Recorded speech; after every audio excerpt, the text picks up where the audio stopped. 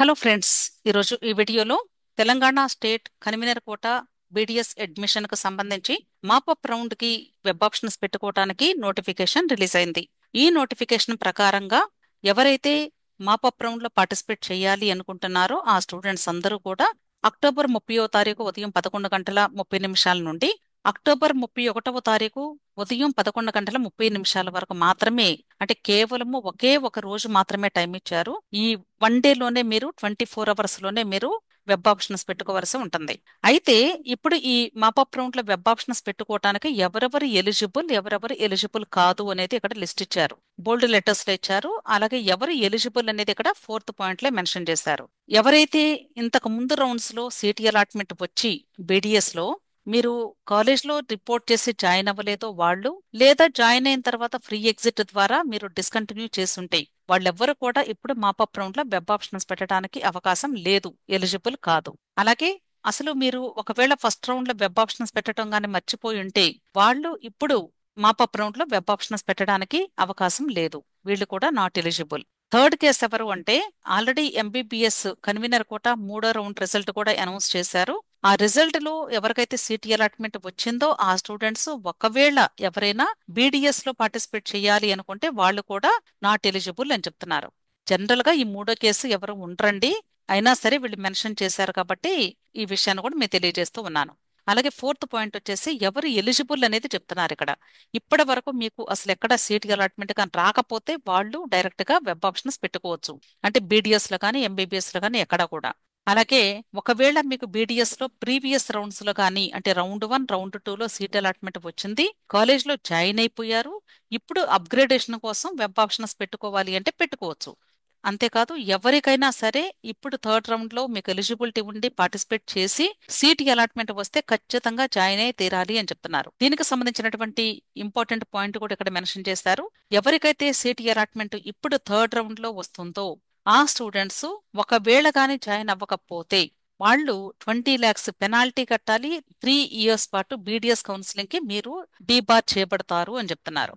అంతేకాదు ఒకవేళ మీకు ఇంతకు ముందు రౌండ్స్ లో సీటీ అలాట్మెంట్ వచ్చి కాలేజెస్ లో జాయిన్ అయినటువంటి స్టూడెంట్స్ ఇప్పుడు మాపప్ రౌండ్ తర్వాత కానీ ఒకవేళ సీట్ క్యాన్సిల్ చేసుకుని వెళ్ళాలి అన్నా సరే ఖచ్చితంగా మీరు 20 లక్షల రూపాయల పెనాల్టీ కట్టాలి. దానితో పాటు 3 సంవత్సరాల పాటు ఎంబీబీఎస్ అడ్మిషన్ కి కూడా మీరు డీబార్ చేయబడతారు అని చెప్తున్నారు. సో బీడీఎస్ కి ఎంబీబీఎస్ కి రెండింటికి కూడా ఈ డీబార్ అనేది వర్తిస్తుంది. కాబట్టి జాగ్రత్తగా మీరు డెసిషన్ తీసుకోవాలి. సో ఎలిజిబిలిటీ ఉన్నంత మాత్రాన మీరు అన్ని కాలేజెస్ వెబ్ ఆప్షన్స్ పెట్టి సీట్ వచ్చిన తర్వాత వద్దు అనుకునే కంటే కూడా మీరు ముందుగా చేయవలసినటువంటి పని ఏంటంటే ఏ ఏ కాలేజెస్ లో సీట్ అలాట్మెంట్ వస్తే మీరు 100% జాయిన్ అవుతారో అవి మాత్రమే ఇప్పుడు ఈ రౌండ్ లో వెబ్ ఆప్షన్స్ పెట్టుకోండి. అంతేకాదు సీట్ అలాట్మెంట్ వచ్చినటువంటి స్టూడెంట్స్ యూనివర్సిటీ ఫీ 12,000 రూపాయలు పే చేసి అలాట్మెంట్ ఆర్డర్ ని డౌన్లోడ్ చేసుకోవాలి. అలాగే ట్యూషన్ ఫీ వచ్చి గవర్నమెంట్ డెంటల్ కాలేజ్ లో వస్తే 10,000 రూపాయలు, ప్రైవేట్ కాలేజెస్ లో వస్తే 45,000 రూపీస్ అని చెప్తున్నారు. 45,000 రూపాయలు ప్లస్ ఇంకా ఎక్స్ట్రా ఉంటాయండి ప్రైవేట్ కాలేజెస్ లో అయితే, అంటే సుమారుగా 1 లక్ష రూపాయల వరకు కూడా కట్టించుకోవచ్చు. ఓకే, గవర్నమెంట్ కాలేజ్లో అయితే చాలా తక్కువ ఫీజు ఉంటుంది. సో ఎవరైతే ఇప్పుడు తెలంగాణ స్టేట్ లో బీడీఎస్ కన్వీనర్ కోట మాపప్ రౌండ్ అంటే రౌండ్ 3లో పార్టిసిపేట్ చేసి వెబ్ ఆప్షన్స్ పెట్టుకోవాలి అనుకుంటున్నారో ఆ స్టూడెంట్స్ తప్పకుండా మీరు పార్టిసిపేట్ చేయండి. అయితే ఇక్కడ నాకు ఒక చిన్న డౌట్ ఉంది. ఏంటంటే వీళ్ళు ఎక్కడ కూడా ఆయుష్ కోర్సు గురించి అసలు మెన్షన్ చేయలేదు.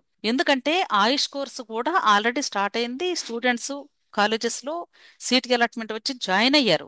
వాళ్ళు ఒకవేళ బీడీఎస్ లో కానీ ఇప్పుడు వెబ్ ఆప్షన్స్ పెట్టుకుని పార్టిసిపేట్ చేసిన తర్వాత సీటు వస్తే వాళ్ళు జాయిన్ అవ్వకపోతే ఈ 20 lakhs పెనాల్టీ కట్టాలా అనేది ఇక్కడ క్వశ్చన్ మార్క్. సో దీనికి సంబంధించి నేను ఒక చిన్న క్లూ ఇస్తాను మీకు. ఎందుకంటే ఇక్కడైతే మనకి ఎటువంటి పాయింట్ కూడా మెన్షన్ చేయలేదు, ఆయుష్ గురించి మాట్లాడలేదు.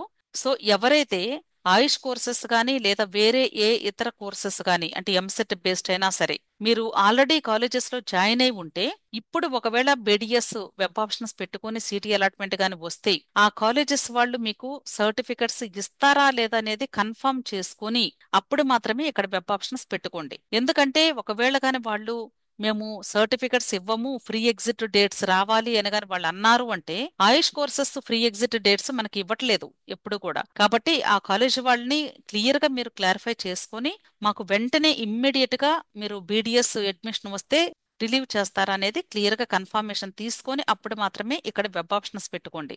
అలాగే ఎంసెట్ కౌన్సిలింగ్ లో పార్టిసిపేట్ చేసిన స్టూడెంట్స్ అయినా సరే అక్కడ సీట్ అలాట్మెంట్ వచ్చి ఆల్రెడీ జాయిన్ అయి ఉంటే మీరు అగ్రికల్చర్ వెటర్నరీ ఈ కోర్సెస్ అన్నింటికి వాళ్ళు కూడా అక్కడ కన్ఫర్మేషన్ తీసుకొని మాత్రమే వాళ్ళు ఓకే అంటేనే అప్పుడు మాత్రమే ఇక్కడ మీరు వెబ్ ఆప్షన్స్ పెట్టుకోండి.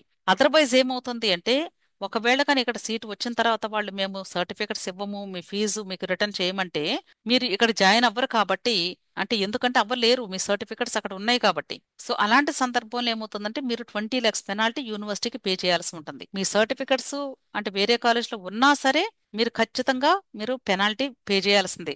అదర్వైజ్ యూనివర్సిటీ వాళ్ళు మీకు లీగల్ గా నోటీసెస్ పంపిస్తారు. చాలా పెద్ద ఇష్యూ అవుతుంది, గుర్తుంచుకోండి. సో ఈ విషయం ప్రతి ఒక్కరు కూడా గుర్తుంచుకొని మీరు జాగ్రత్తగా ఈ ప్రాసెస్ చేసుకోండి. పర్టికులర్ గా తెలంగాణ స్టేట్ లో మాత్రమే ఈ ప్రాబ్లం ఉంది కాబట్టి తెలంగాణ స్టేట్ కు సంబంధించిన స్టూడెంట్స్ చాలా జాగ్రత్తగా డెసిషన్ తీసుకోవాలి అని నా request.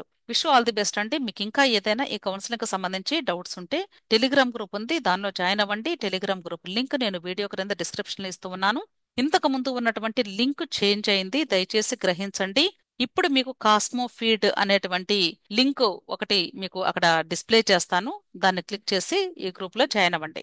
So wish all the best అండి. వీడియో నచ్చితే లైక్ చేయండి, మీ ఫ్రెండ్స్ కూడా షేర్ చేయండి. అలాగే నా ఛానల్ తప్పకుండా సబ్స్క్రైబ్ చేసుకోండి. Thank you.